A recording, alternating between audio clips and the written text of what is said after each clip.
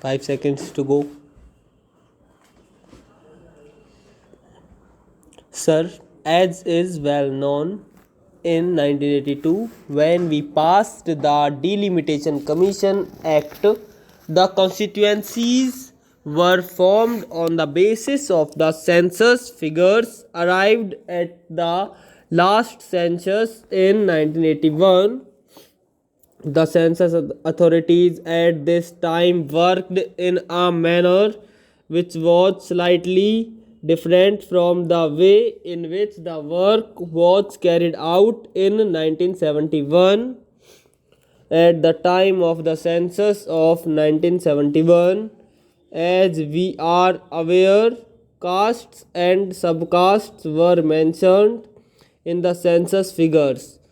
But at the time of the census of 1981, naturally, in view of the change in our policy, what they did was that they did not enumerate all the castes but only enumerated such castes as were ordered to be enumerated, generally as had to be given some special representation under the orders issued by the President under Article 341. As we are aware, Article 341 provides that in the present circumstances, the President shall determine the scheduled castes and the scheduled tribes to whom for a period of 10 years special representation has been given. And under Article 341, subclause 2, if at all there is to be any change in the list, then it is only Parliament that can make that change. At the present moment, the position is that at the time of the census of 1981, there was an order giving the lists of the scheduled castes and the scheduled tribes for whom special representation was to be given. Therefore, at the time of the census of 1981, they tried to collect information only about those cases which were mentioned in that order for the purpose that they may be given the special representation on that basis. But it appears at the present moment, at the time of the actual taking of the census information, certain people mentioned their castes a little incorrectly. For instance, is if a person belonged to some subcaste at the time of mentioning it to the enumerator, he gave it as Harijan. Now Harijan is neither a caste nor is it recognized. So probably at the time of the census of 1981, such people were omitted, though they really belonged to the castes enumerated in the order. Similarly, there were certain synonyms of caste, and in that case, also people of the same caste for whom the protection was intended on account of their giving the wrong description to the enumerator in respect of the name to which they did not exactly belong, they were also excluded. Therefore, in the 1951 census register, which was prepared on the basis of the information thus supplied, certain castes were omitted.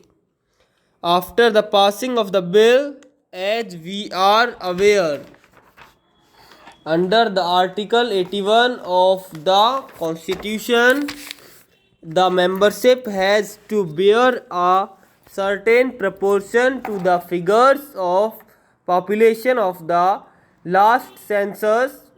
It was, however, found as, for instance, in the case of Andhra Pradesh, though there is a general increase in the population, as a whole, there was a decrease in the population of the scheduled castes and the scheduled tribes.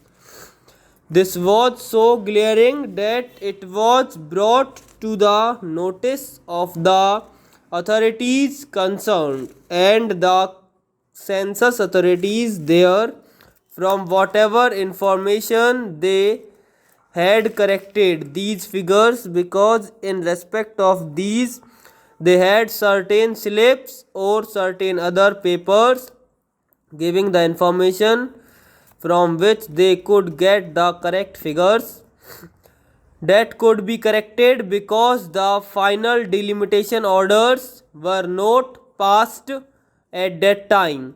So, in respect of Andhra Pradesh and Gujarat, where the final order was not passed, the census authorities corrected these figures, and the delimitation commission took that into account and they did their work. But it was found in respect of certain other states also that such corrections were made, but the delimitation orders were not passed. Therefore, we first intended to bring forward or introduce a bill in the Lok Sabha only in respect of those states where the delimitation commission had not passed its final orders, with the provision that if the census authorities were to make a change in respect of the figures of population of the scheduled castes and the scheduled tribes, then they could, in their final orders, take these figures into consideration and delimit the constituencies on that basis.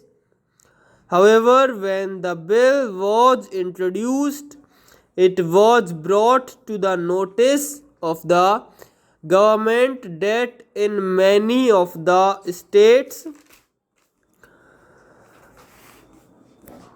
final orders had been actually passed by the delimitation authorities, and it was therefore necessary, in order that there should be uniformity in the principles followed in respect of this matter, that there should be some provision brought in spite of the fact that final orders are passed by the delimitation commission, that could be reopened, but only for this limited purpose. Wherever the census authorities had to correct these figures and place it on a proper basis, the delimitation authority should in that case reopen that matter and determine the matter on the basis provided by the census authorities. Therefore, the scope of the bill to that extent was widened. The bill which is now before the House is in this form. So far as the delimitation of constituencies